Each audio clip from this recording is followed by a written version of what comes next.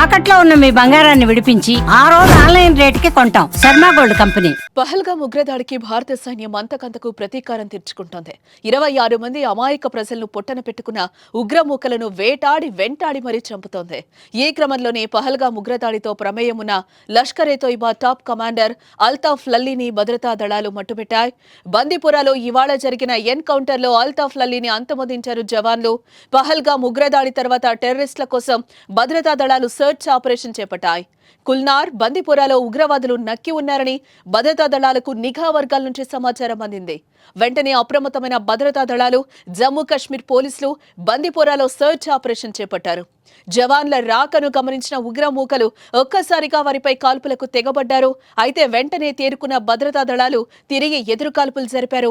భద్రతా దళాలు, ఉగ్రవాదుల మధ్య భీకరంగా ఫైరింగ్ జరిగింది. భద్రతా దళాల కాల్పుల్లో LAT top commander Altaf Lalli హతమైనట్లుగా సమాచారం.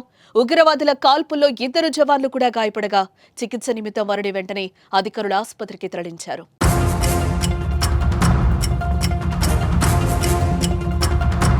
ఇకపోతే ఇప్పటి వరకైతే ఎలాంటి ప్రాణ నష్టం జరగలేదని అధికారులు వెల్లడించారు. అంతకుముందు పుల్వామా జిల్లా త్రాల్లోని మోంఘమా ప్రాంతంలో పహల్గామ్ ఉగ్రదాడిలో కీలక పాత్ర పోషించిన టెర్రరిస్టులు ఆదిల్ షేక్, ఆసిఫ్ షేక్ ఇళ్లను IED బాంబులతో భద్రతా దళాలు ఇంటిని నేలమట్టం చేశాయి. వీరితో పాటు మరికొందరు లోకల్ టెర్రరిస్టుల స్థావరాలను కూడా జవాన్లు ధ్వంసం చేశారు. మరికొందరు ముష్కరుల కోసం జమ్మూ కశ్మీర్ వ్యాప్తంగా భద్రతా దళాలు సర్చ్ ఆపరేషన్ చేపట్టాయి. కాగా జమ్మూ కశ్మీర్లోని పహల్గామ్ ఏరియా బైసారన్ మైదాన ప్రాంతంలో ఏప్రిల్ 22న ఉగ్రవాదులు మారణ హోమం సృష్టించిన విషయం మనకు తెలిసిందే. మినీ స్విట్జర్లాండ్ గా పిలిచే పహల్గామ్ కు కుటుంబంతో కలిసి సరదాగా టైం స్పెండ్ చేసేందుకు వచ్చిన పర్యాటకులపై ఉగ్రమూకలు విచక్షణారహితంగా కాల్పులు జరిపారు.